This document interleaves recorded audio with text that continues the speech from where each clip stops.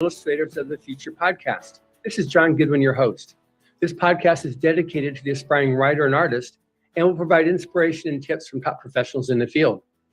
Today's guest is a multiple New York Times and USA Today bestselling author of science fiction thrillers that have sold over 2 million copies. I was initially introduced to him through his book, Seeker, which left a very refreshing view on the future of humanity. After reading Seeker, I asked him for a recommended next read, and he suggested the newly released Unidentified, a book that opens and closes with the author participating in a large podcast. He had me at the word podcast. He has gone from being a biotech executive and director of biotechnology, licensing with a BS in microbiology from the Ohio State University and a master's degree in genetic engineering from the University of Wisconsin, where he engineered mutant viruses now named after him. No, his name is not Corona, and an MBA from the University of Chicago, to now being an international best-selling author. That provides amazing material for this podcast. Welcome, Douglas E. Richards. Thanks, John. I appreciate that. Great to be here.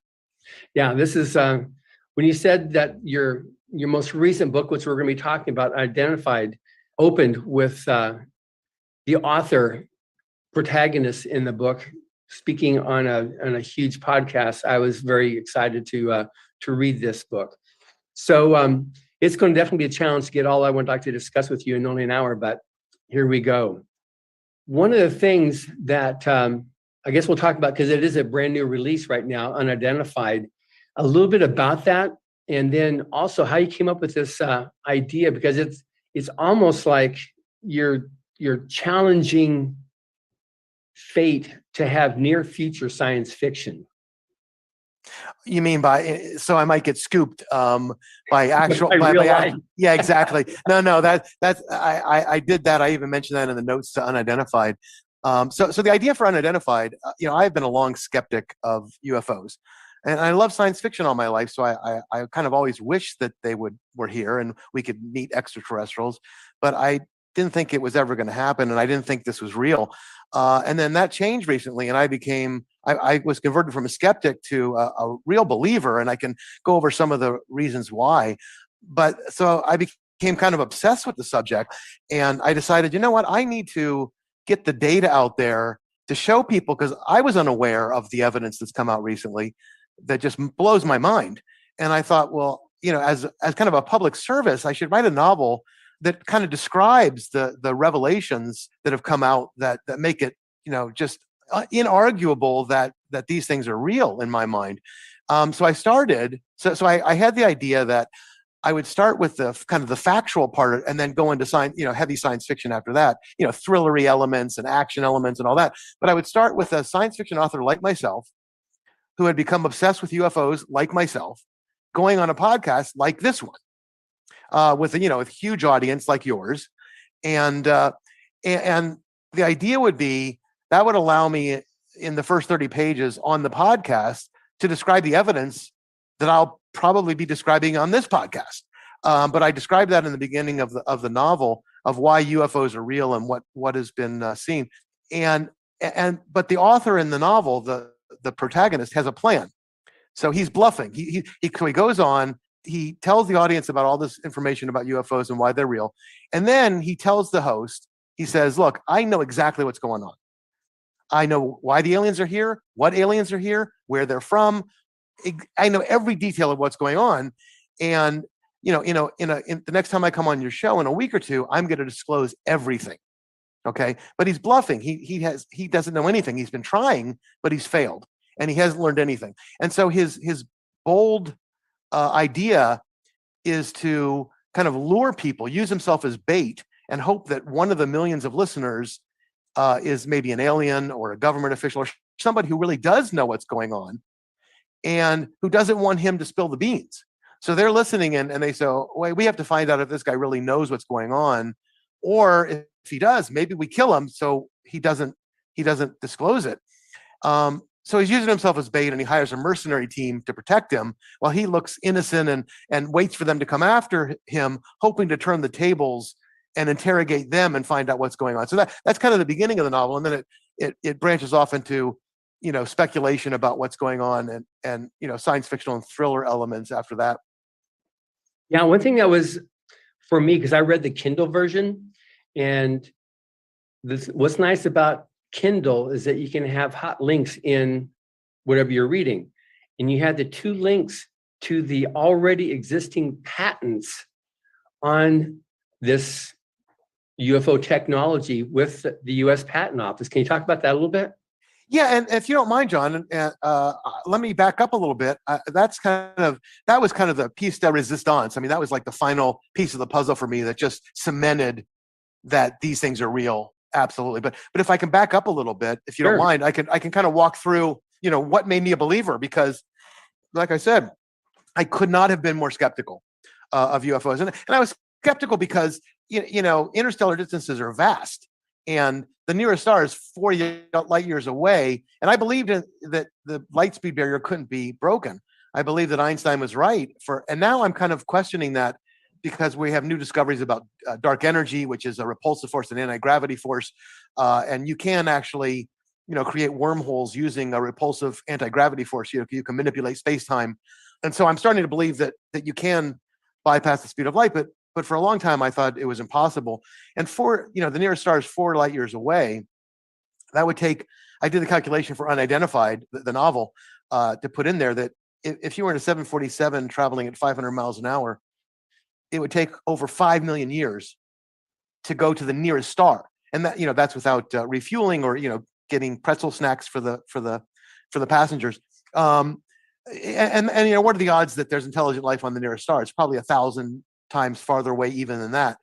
So I didn't think it was possible. And then I thought, well, if anybody could bridge the interstellar gulf, and they had the technology to come here, well, number one, they'd be able to destroy us. We would be helpless. But importantly for this discussion, they would be able to conceal themselves. They would have the technology to conceal themselves. So if they wanted to be found, they would just land on the White House lawn and introduce themselves and hold a press conference. And if they didn't want to be found, they could conceal themselves. I'm absolutely convinced that if they had that technology, they could absolutely conceal themselves. So why this middle ground? Why are they letting themselves be seen here and there? But so anything is possible. But that really troubled me. And in fact, that's one of the questions that I set out to answer fictionally in the novel. Is to explain that. And then finally, I just don't trust that all the governments of the world would be able to hide something like this.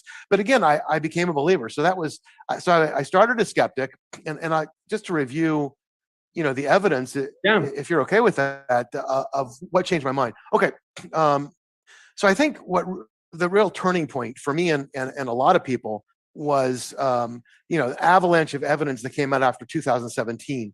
So in 2017, Chris Mellon, who was the former Deputy Assistant Secretary of Defense, met an unnamed person in a Pentagon parking lot. And they gave him 3 military videos of UFO encounters, 2 of them in 2015 and 1 of them in 2004, which is the famous Nimitz encounter that you may have heard about. And basically the video showed footage of UFOs doing one impossible maneuver after another. I mean, vehicles with no wings, no propellers, no heat signatures, no visible means of propulsion, and yet they were able to hover for long periods of time, change direction instantly, accelerated G-forces that would turn us into paste, and then travel at ridiculous speeds through not only space and air, but even underwater. I mean, which just kind of mind-blowing to me. And so they don't obey the known laws of physics. They're observed by multiple trained military personnel and a variety of technologies. So this Chris Mellon gave these videos to the New York Times, and at the end of 2017, they did a front page story, which really kind of blew the lid off of what was going on. And I can describe a little bit more about the New York Times story, but before I do that, and that led to stories on 60 Minutes and all kinds of freedom of information requests that revealed even more information. But let me just talk about the Nimitz encounters, then I'll get to the patent as well at the end, because that I think is the most compelling piece. So in November of 2004, the Nimitz Strike Group was conducting a training exercise off the coast of San Diego. And that was the Nimitz, which was an aircraft carrier, a guided missile cruiser called the Princeton, 2 destroyers, and an attack submarine, and thousands of sailors, and all kinds of jet fighter squadrons and jet pilots. So it was a major force. And they detected as many as 100 UFOs in low Earth orbit during those 2 weeks.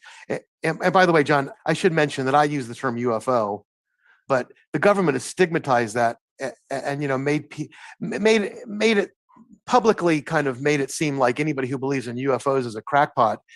And so because now that their government's taking it more seriously, they've introduced new terms to more legitimize it. So they now have UAP, which is unidentified aerial phenomena, and UAV, which is unidentified aerial vehicle. So those are also terms that that are kind of more popular right now. But I still like to use UFO. So anyway, these things, they saw hundreds of them in near Earth or low Earth orbit. Every once in a while, a bunch would descend to 28,000 feet, which is about 5 miles. And then occasionally, some of these would dart to sea level or even below the ocean. Now, that's 5 miles, and they would do this. They would go 5 miles to sea level in less than a second, which is just absurd. It's just ridiculous speed.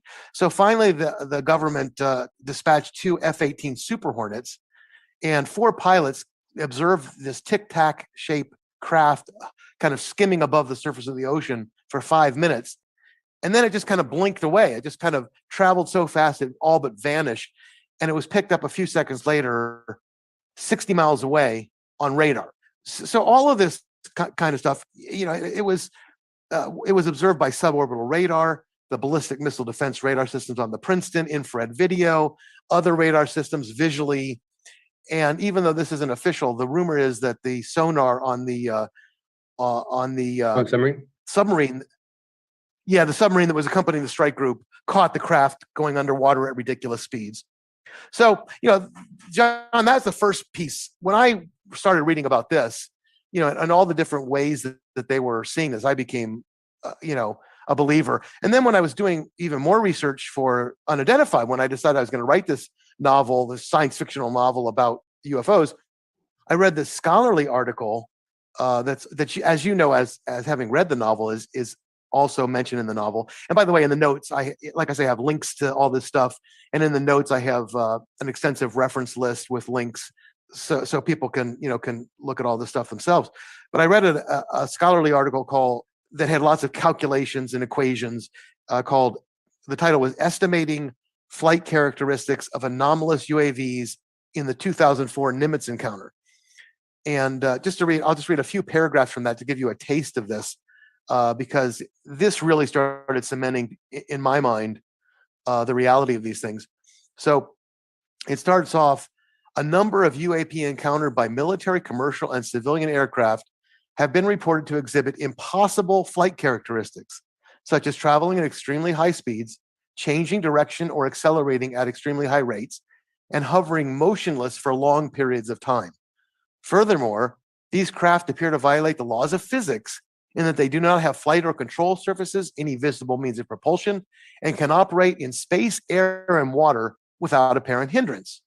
We consider the 2004 UAP encounters with the Nimitz carrier group off the coast of California. We estimate the most probable acceleration of the craft to be over 5,000 Gs. Wow. So I think we all know that 10 or 20 Gs is the most that a human can survive for a minute. And even to survive those kind of Gs for a minute, you have to have special suits, you have to be a trained pilot. So 5,000 Gs is ridiculous. And then they go on to say that they calculate, and again, they show the equations, a speed of 46,000 miles an hour with no observed air disturbance, no sonic booms, and no evidence of excessive heat.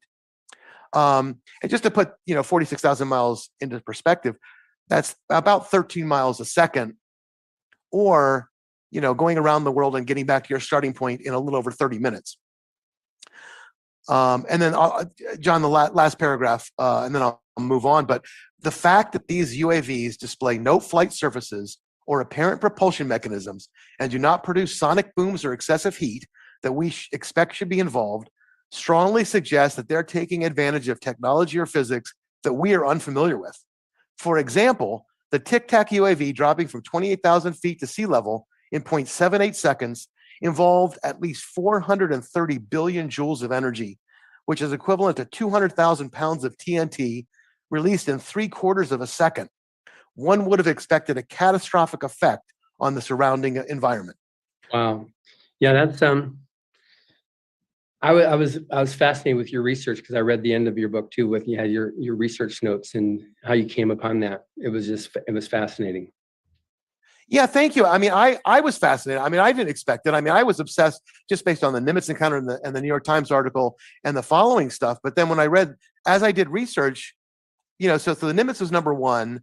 Then just a real quick, the New York Times talked about this UFO program called ATIP, or Advanced Aerospace Threat Identification Program. And that was initiated by former Senate Majority Leader Harry Reid in 2007.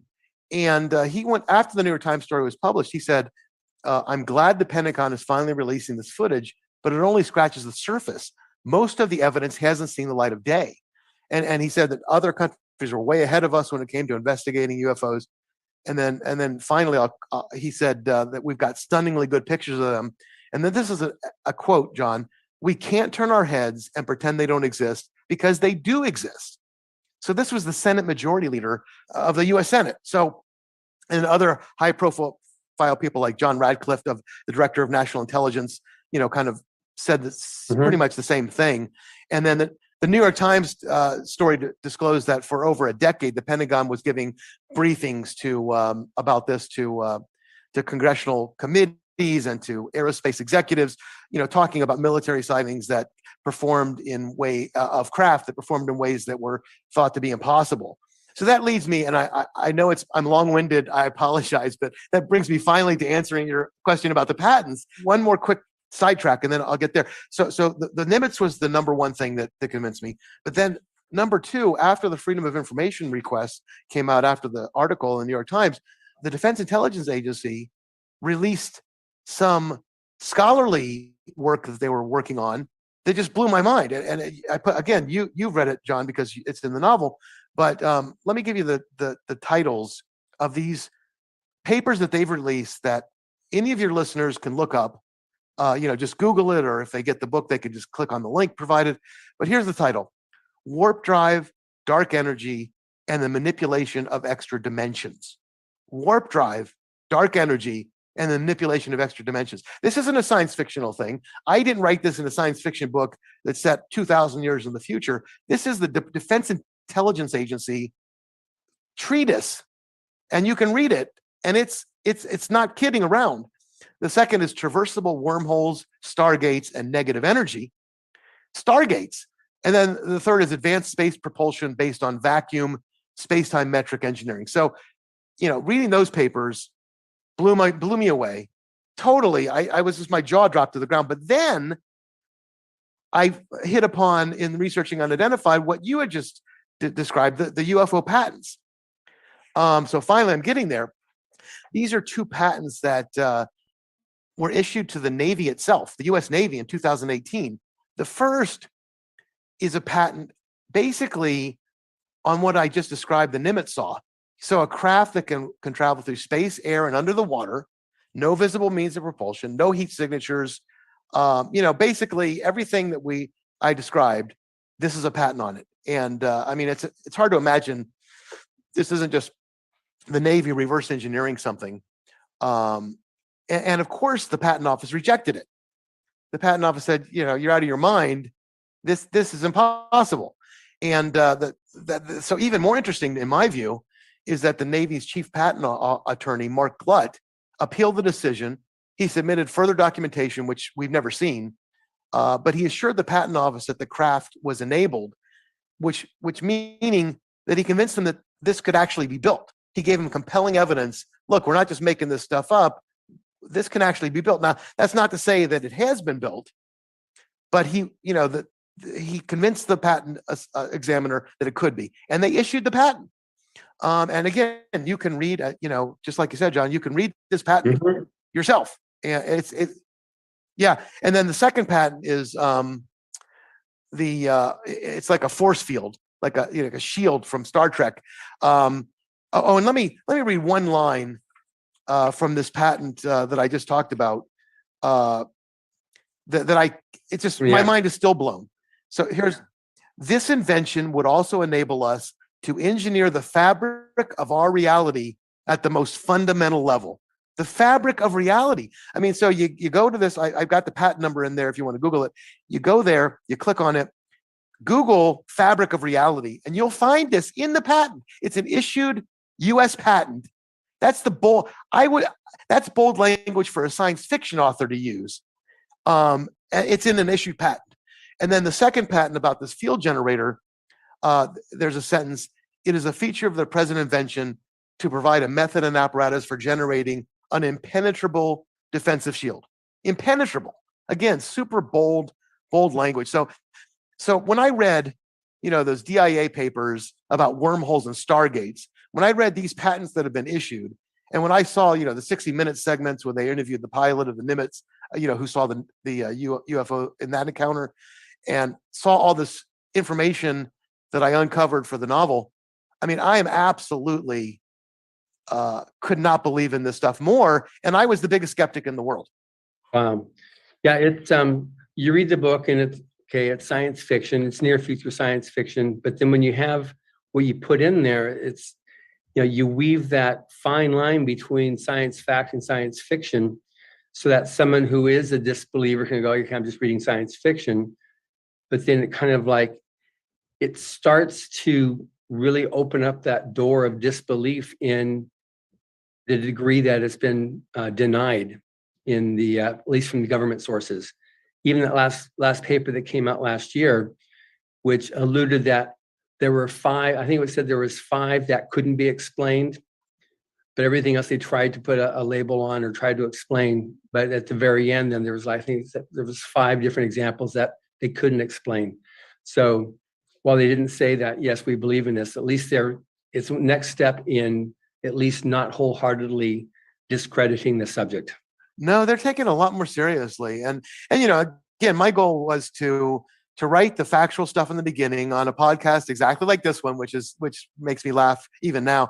And then write a real entertaining novel with lots of twists and turns and fun speculation, because I wanted it to do well, and so I could reach more people, because I believe that all 7.8 billion of people on the planet should be standing up and demanding to know what's going on at this point. And so I kind of wanted to do a crusade here, and so I used what I hope to be an entertaining novel as a foil to get this information across.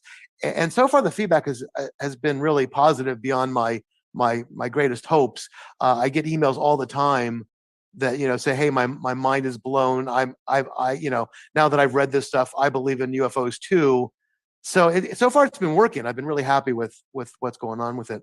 Yeah. So now on this, do you think you've gone too far with your speculation? Because you said that you strive to be scientifically accurate. Do you feel like in this and also in Seeker, and those are the only 2 that I'm familiar with, but do you feel like you've gone too far with your speculation? Yeah, so it's a great question. So early on in my career, I worried, am I being too optimistic about human capabilities, about, our inventive ability? Will science really ever be able to do this? Am I writing about impossible things? Because again, like you said, I really care that this is possible, that it's scientifically accurate, that it's, it's not just fantasy. So I really thought about it hard, and I came to the conclusion. Well, let me back up and say, I'll give you an example. So I use nanites in a number of novels, nanobots, tiny microscopic little robots. And, the idea is, they're like 3D printers, except better. So a 3D printer can kind of layer by layer build something out of plastic. These can kind of do it at the atomic level. They can just kind of grab onto atoms and molecules like Legos and build whatever you want them to build. So if you have a nanite, and this is how I did it in my novel, you can have a single microscopic little robot, you throw it into the ground, it can gather up whatever it needs from the ground to make a copy of itself. Whatever molecules it needs, it pulls them together and it makes a copy of itself. And then those 2 can make, 4 and 8 and 16. And pretty soon you have billions of microscopic nanites. And then maybe you program it to make a flat screen TV. So once there's a billion of them, boom, within a few minutes, they layer by layer, molecule by molecule, build you a flat screen TV. And, that's how they would work. And I thought, am I going too far? I mean, is this really possible someday that we could actually invent something like this? And my first thought was, no, that's impossible. I've gone too far. But then I had two thoughts from my own experience, my own life, that really changed that and made me convinced that if we can imagine it, we can pretty much do it. So I'll give you two quick examples, John. First is DNA sequencing. So I was, getting a PhD in molecular biology. I ended up with a master's, but as part of my project, I had to sequence DNA, and I had about a 400 base pair sequence. And this is 40 years ago. And it was a pain. Took days. I had to run a gel, and then it was radiation, and then the radiation exposed a film, which we don't even have film anymore, but it exposed film, this big giant piece of film. And then you put it on a light box, which would shine light through the film. And it would be like a ladder of nucleotides. It would be like a barcode, but every column would represent a different A, G, C, or T, a different nucleotide in the DNA sequence. And you would just get a buddy, and he would read them to you. He would squint and look at through the light box at the film and say A, G, G, T, C, and you'd write down. And it was like painstaking, laborious. And if you would have asked me 40 years ago when I was doing that, Doug, when will humanity be able to sequence over 1 billion base pairs in a day? I would have said, never. Never. It's impossible. It's even more impossible than breaking the light speed barrier. I just can't foresee of any technology that will allow you to sequence 1 billion base pairs in a day. And now we can do 1 billion base pairs in a couple hours. Wow. It's just astonishing to me. So then the second example, and then I'll stop. But it's interesting because you're talking about nanotechnology. My first quote unquote experience was with Michael Crichton with his book Prey. Mm-hmm. And so then it just becomes like, well, yeah, of course, we're just playing catch up, to science fiction. It's going to happen. But I mean, that was like my attitude when I read it in your books. It was right. Just like, makes sense to me. Right. And I had, initially I was more skeptical even, but more than you were. But then the second thing, when it comes to nanites, the second thing that convinced me that this was easily possible, not easily, but definitely possible, was when I was in graduate school. One of my favorite courses was developmental biology. So how do you get, a sperm and an egg hit? They form a fertilized cell. How does that one cell become a human being? And I mean, it was a fascinating course. And so, what happens is they do exactly what I described the nanites doing. So, you have a fertilized egg cell, and it swims around, and it's able to collect what it needs to make another one of itself. So it makes another copy, and now you have 2, then you have 4, then you have 8, 16. And eventually you get to the stage where some of them, based on their programming, decide, I'm going to be eye cells. And then some of them start becoming heart cells. And then some of them become brain cells. And ultimately, this one cell, leads to 100 billion neurons organized in a way to create consciousness in a human baby. And it just, and I'm thinking to myself, wait a minute, that's exactly what I described the nanites doing. If you throw them into a ground and they create a TV set, well, you're taking a single cell and it's creating a human being that's conscious, which is a much better trick than a television set. And so, if nature has already demonstrated that nanotechnology can work exactly the way that I was writing about it. Yeah. That's amazing. And that's, I said, I really enjoyed both of your books. And I think anybody listening to this too, if they're not familiar with you as an author, plus a lot of people that listen to this, because somebody I want to introduce you to, Joe Montaldo, who owns United Public Radio Network. He's got a show which is called UFO Undercover. He's got 3 major shows. That's one of them, where he's been discussing the whole subject of ufology for, 30 years. Mm-hmm. He's one of the most knowledgeable people in this subject, and he himself does various projects on his own research. But I definitely introduce you to him. But it's amazing that a lot of the people who will be listening to this podcast will already be open to this and will probably be very much your audience to enjoy this book.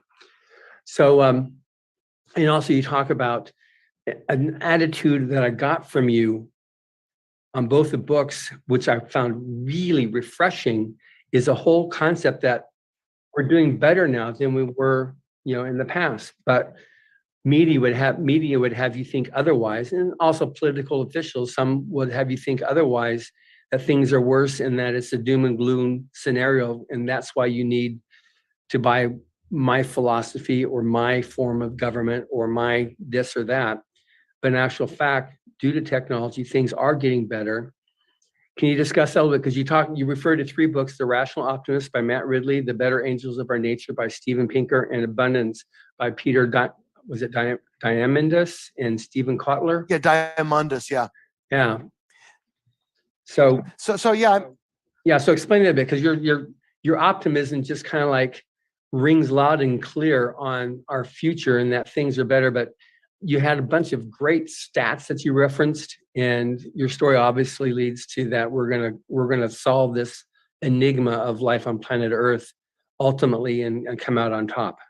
Yeah, I would love to. This is another, you're hitting on 2 of the things now that I'm most passionate about: UFOs, now that I've become a believer, and I've been passionate about this subject for a long time. So, right now, dystopia is a big deal in science fiction. Everybody's writing about post-apocalyptic stuff, and that's fine. I mean, it's some real entertaining stuff, but I've always, been very, very hopeful about our future.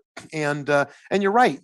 We have 24/7 news cycles and endless social media, and we're getting bombarded with news all the time. And what gets clicks and what gets eyeballs? Disaster. I mean, panic sells, fear sells, disaster sells. I mean, it's simple as that. It always has. And we kind of evolved for that to happen. I mean, evolution has seen to it that we care more about disaster than hope, about bad news than good news. So just to give an example, which I've actually given in one of my novels, if you were a primitive walking through the savannah and you heard a rustle in the grass, okay, you heard a rustle in the grass. Well, you can assume it's just the wind and just keep on walking. Or you can assume maybe it's a tiger stalking me and I better get my spear ready. Well, if you assume it's the wind and ignore it, you could be dead. If you assume it's a tiger and you have your spear ready and it turns out to be the wind, no big deal.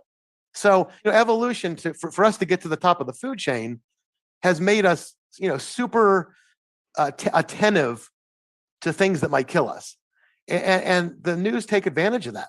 And they're constantly have doom and gloom, like you said. The sky is always falling, always, and yet it never falls. And we don't remember, every time there's a new administration, the world's coming to an end. Every time, it's just every second, in my view. I know I'm exaggerating, but not by much. And it's kind of depressing. If you remember, Thomas Malthus in 1798 was famous for predicting we were going to run out of food supply, that the population. Yeah. And this guy, he wrote a treatise saying the population is growing so fast that we're going to outstrip our food supply and we're all going to starve to death. Now, there were other guys at the time who wrote treatises saying the opposite, that we would improve farming, which is what happened. We did improve farming and it never came to pass. But those guys aren't famous. We don't even know who those guys are anymore, unless you really do the research. But we remember Malthus, he's famous. So, if you want to be famous, panic everybody. I'm actually, like I said, John, I'm a little bit long-winded, but I'm actually getting to answer your question. So I think we tend to, as a species, we overestimate the difficulty of a crisis. We overestimate a crisis and we underestimate human ingenuity in a big way. And my favorite example of this is New York City in 1860. So the mayor, the city was growing gangbusters, and he wanted to know what the city was going to be like in 100 years. And so he hired some experts, and they came back and said, we've got a big problem, an insurmountable problem. At the rate of growth, we're going to have so many humans. In order to make this a viable city, we're going to need so many horses for travel that the entire city, every inch of New York City, will be knee-deep in horse manure. Knee-deep. And there's no way around it. Well, of course, in 1960, 100 years later, horse manure wasn't a problem. I mean, it's laughable but nobody back then could envision the car. Right. So these problems that we think are insurmountable today are, child's play 30 years or 40 years later, and that happens a lot. And yet every time we think, oh no, we're finally beat, we can't. So that's one of the reasons I'm super optimistic that we can't even imagine what's going to get us out of a problem. And we're very, very, creative and ingenious. So back to your question, finally. Apologies, John. You wind me up. You can't stop me. Especially about this, because I'm super passionate about it. Yeah. The world is better than it's ever been on almost every dimension. I mean, it's inarguable. I mean, if you look at the statistics, and I'll read some of them to you, it's better than it's ever been. And at the same time, the future is the brightest it's ever been. We're more pessimistic than ever. So why is that? Well, we talked about the news and the social media and stuff like that. But a guy named Hans Rosling, who he passed away recently, but he was a medical doctor who did a bunch of TED Talks, and millions of people listened to him. And he wrote a book called Factfulness, which I'll quote from a little bit here. But he tested thousands and thousands of people around the world, and he asked them really simple. He had like a multiple choice questionnaire, like, hey, how is poverty? Is it better than it was 50 years ago? Worse than it was? That kind of question. How is literacy? How is, whatever, 100 different dimensions. And it turns out that everybody gets it wrong. Humans get it hugely wrong. They all flunk the test. In fact, he joked that if you trained a chimp to just randomly point his finger at an answer, the chimp would do better than the humans. And not only do better, but when the chimp was wrong, it would be wrong randomly. Humans are always wrong in the more pessimistic direction. Every group of people he polled think the world is more frightening, more violent, and more hopeless than it really is. And he talked to teachers, scientists, journalists, political decision makers. I mean, people who are really smart. He said the people who did the worst, Nobel laureates and medical researchers. And so it's not about intelligence. It's not that these people are stupid. It's just that they're getting kind of brainwashed and inundated with this pessimism, and it's kind of seeping into our culture, which I think is dangerous. So he surveys around the world show that things are the best it's ever been, and we're the most pessimistic. So 90% of Swedes think the world's getting worse rather than better. 94% of Americans think that things are getting worse. I mean, you can't even get 94% of people in America to believe that the sun sets in the west. I mean, 94% is a huge number. So, and all the time it's the opposite. So just to give an example, or, a few examples, in 1950, 75% of the world's population lived in extreme poverty. 75%. Now it's 10%. So it's gone from 75% in 1950 to 10% now. And most people think it's the opposite. I mean, that's just astonishing to me that we have this kind of immense improvement. And most people think that poverty is the worst it's ever been right now. So but that, like you said, that's your social media. That's the media because now you got cameras, you can zero in on that little village in anywhere planet Earth and see how bad it is. And you can even have news channels that go ahead and after some type of a skirmish, they can move bodies around to make it look the absolute worst. Here's the little kid here, little kid this, put it right here in the picture, and you can make it look absolutely worse. So you actually paint that picture that people will eventually start buying, because you don't see the smiling faces, the happy families living in the rest of whatever that country is. Right, they only show the bad news. Not only, but largely they show the bad news. I mean, there's an old there's an adage in the media: if it bleeds, it leads. I mean, people aren't interested in, they're interested in who got murdered and the bad news. And so, now it's exploded, and we don't have perspective on the past. And I can talk about that in a second. But so just to continue, give you a few more statistics. 30 years ago, there were 23 wars in the world. Now there's only 11. Now, one war is too many, but it's still a lot better than it was. We live longer and better health than any time. The greater percentage of us live in free societies than ever before. A few hundred years ago, only a very small minority could read or write. Now about 90% of the world is literate. Safety is just so obvious. But just to give you even the most obvious example is car safety. And by the way, this is true everywhere, that we're more safe than ever. So like in 1950, we're 90% less likely to die of a crash than we were in 1950. And it makes sense because they didn't have seatbelts. They didn't do crash tests. They didn't have cameras for backing up. or airbags or blind spot indicators. So obviously that's true. But, we also have access to more entertainment. I mean, the kings of old, they were kings. They didn't have 1/100th of the entertainment that we can access. I mean, that wasn't too long ago, even before radio. I mean, you had very limited entertainment choices. Then you had radio and maybe 3 television channels. And in terms of books, you could get whatever was in your library or bookstore. I mean, now we have access to maybe 10 or 20 million books with a click of a button. If you have a Kindle or you have any other kind of e-reader device, with a click of a button, you can get 10, 20 million books. You have the internet, which is just astonishing. So we have all of this. Our wealth and quality of life is better than it's ever been. In 1800, 40% of children died before the age of 5, for example. We've got indoor plumbing, sewer systems, air conditioning, unlimited access to clean water. We used to spend months going across our country in covered wagons, and a lot of people died along the way. Now 5.5 hours in a jet, and we complain about it. There's cell phones, and then everything is also getting much cheaper.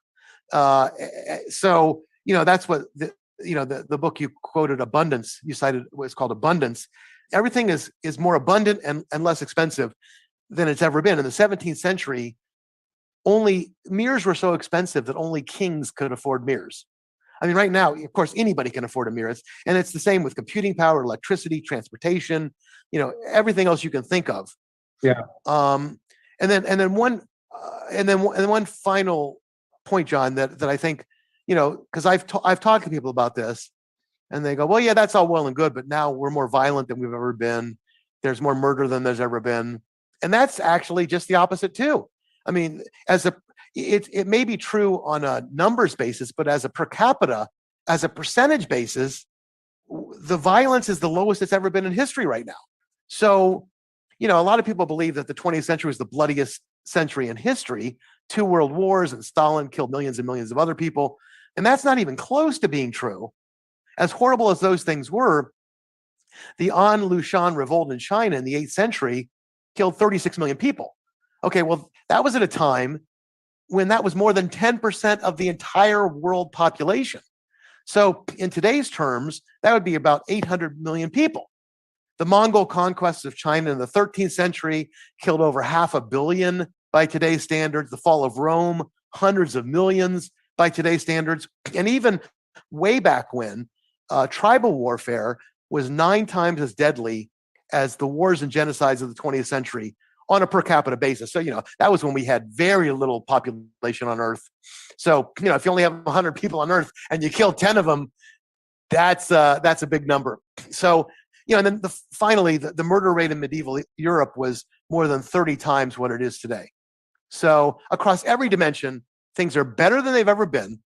I mean, these books that you cited, along with Factfulness by Hans Rosling, have hundreds of graphs that just unambiguously show that on almost every dimension you can think of, racism, tolerance, things are better now than they ever were. Well, that's amazing. And I hope people take you up on this thing here and actually look at some of these other references here, because we're down to the last 15 minutes. I want to make sure that I address some of these other topics here, because it's just, like I said, it was going to be a challenge to get through everything I wanted to talk to you about in just an hour. Now, golden age science fiction versus what we have right now. You talk about, dystopian, and you're not dystopian for sure, because that's something that Elron Hubbard wrote in. He was one of the progenitors of what now is known as the golden age of science fiction. I know when I first wrote back and forth, you also had read Battlefield Earth, which is a book that he wrote in celebration of 50 years as a writer.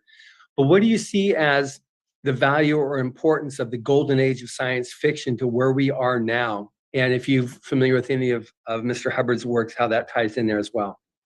Yeah, I mean, I think the golden age, I grew up, in the late 60s and early 70s. I'm aging myself, but reading, and I read all the golden age stuff. And so prior to that, in the 20s and the 30s, science fiction was just about machines.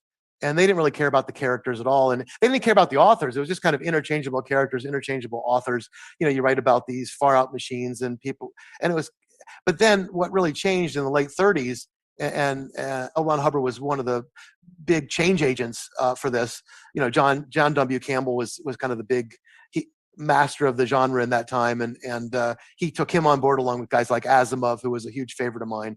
And he wanted to have characters and authors with distinctive voices, so that they were so it wasn't just about science fiction. It wasn't just about machines. It was about humans and how they dealt with machines and how their emotions and being a human being with advanced technology. So I mean, it was huge. I mean, it really, the science fiction genre would have never gone anywhere, ever gotten popular, if not for this transformation.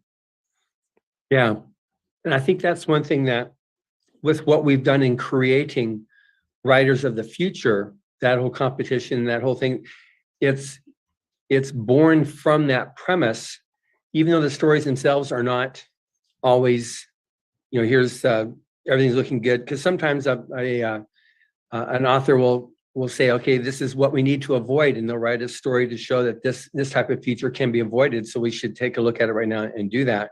But we're trying to, with Rise of Future, provide that sort of golden age perspective where you've got people really matter. It's not just the gizmos and the gadgets and even just the technology itself, but it's the people that deal with it. That's really important in a good story, and at least what we're doing with what we do with Writers of the Future.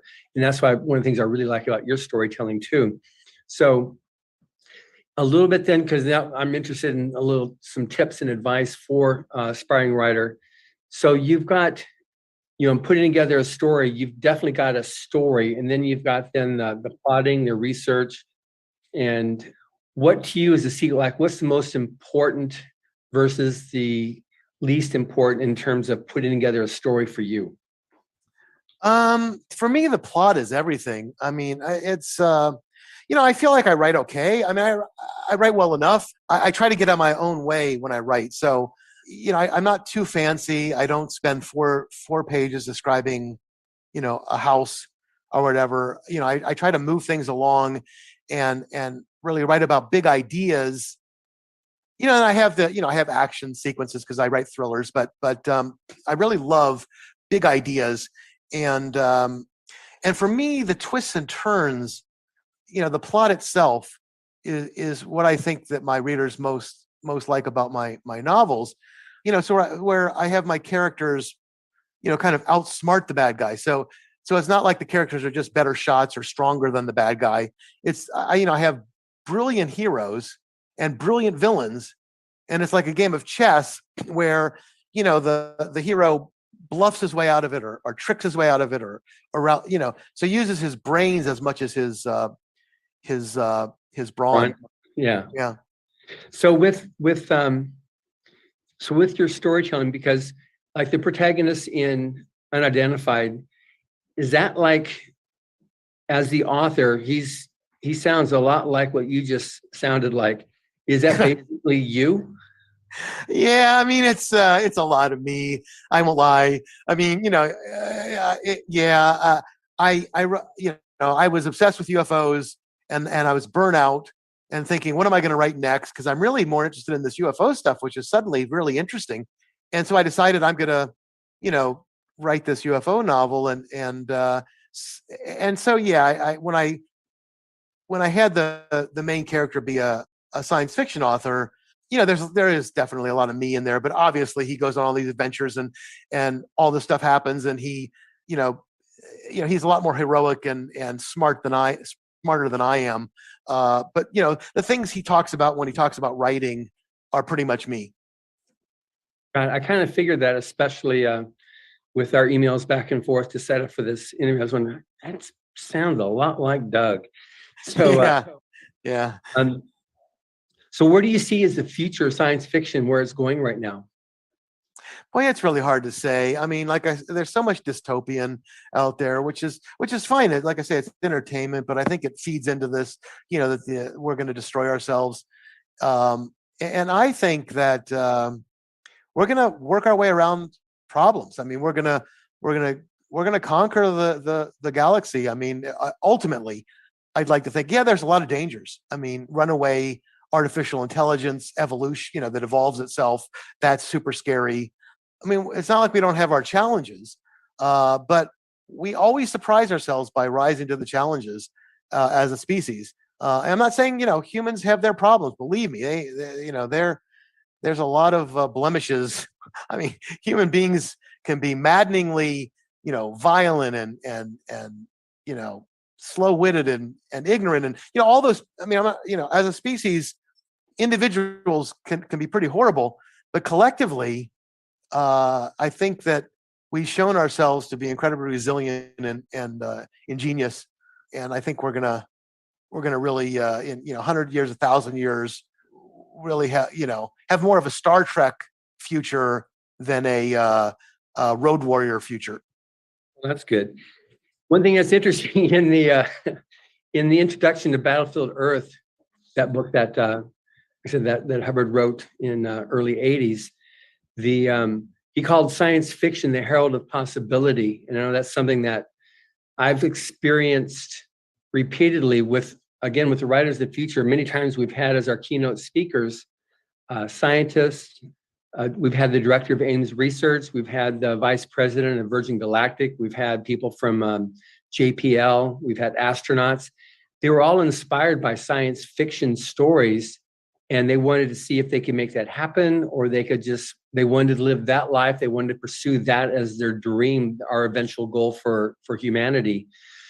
And so I just am curious how much you see that as a valid point, like it's being the herald of possibility, that's what gets the scientists like yourself, as a bioengineer, being able to work some of these things out. And obviously your education definitely shines through in your storytelling, but how much do you see it as a factor for our future being a positive future?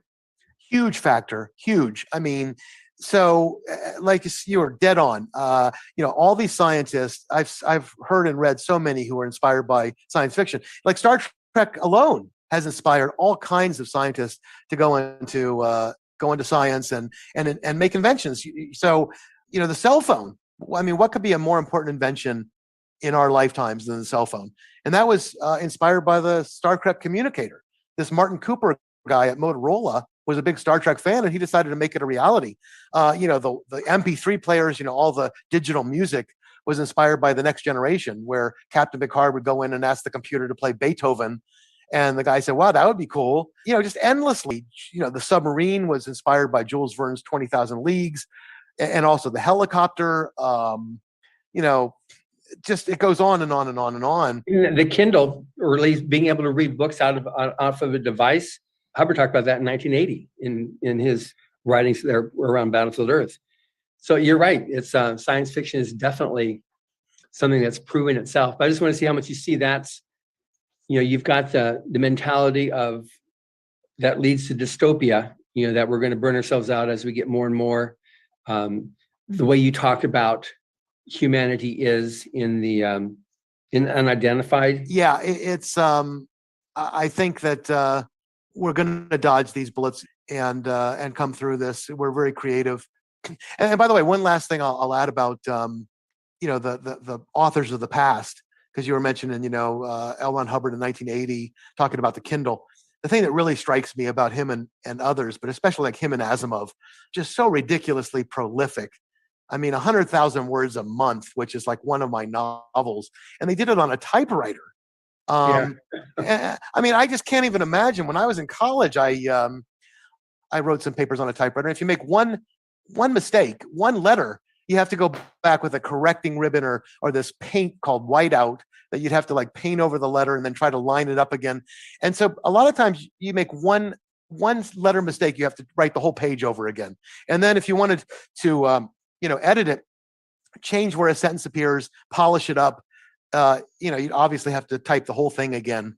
So the writers back then who could write at that kind of quality and speed with a typewriter with no Google, no spell check, just boggles my mind that they could do that. I certainly couldn't. I mean, I'm lucky that I have this technology, or I would never have been a writer. Yeah, just as a point on that, on Mission Earth, which is the last book. It was the 1.2 million words, became 10 volumes, missionary series that he wrote right after writing Battlefield Earth. Mm-hmm. He wrote that in 8 months. He had 2 portable typewriters. He'd write one he'd use one typewriter until it broke, and he'd send it to the shop for repair, and then use the other one. He'd just rotate those 2 typewriters. And he kept a notepad on the nightstand. So he would write down various notes as he'd wake up in the middle of the night and use that as part of his, storytelling for the novel. But it was amazing, his creative speed. I mean, what he was able to, type. I think it was 92 words a minute. He could actually type. That was his creative speed of writing. Just amazing. Yeah, absolutely. I mean, all of those guys who were prolific in that age, and he was probably the most prolific with Asimov, are, again, I just can't comprehend how you could do that with a typewriter. Yeah. So with respect to introducing somebody to yourself as an author, I know I started with Seeker, then I went to Unidentified. We've been obviously talking on Unidentified, so I guess that's the best place to start, because it's very topical right now with the whole subject of UFOs or UAOs or UAPs. How can somebody find you? Where do they go to find you? Yeah, I mean, I think Unidentified would be the one I would choose right now. But I mean, it is the only one written in first person, so it's a little bit different than some of my others. So, I think readers are gonna. I'd like to think, at least the feedback so far, that a lot of readers will enjoy that one. But if they don't as much, I think I would refer them to maybe Wired, which is my first one that really broke out, or Split Second, which is probably the most successful one I've ever written. But I would recommend starting with Unidentified. I think, so I'm Douglas E. Richards, and if you can go to my website, www.douglaserichards.com. I have my email on every single book and every single detail page on Amazon, because I like people to write to me, and I always respond to them.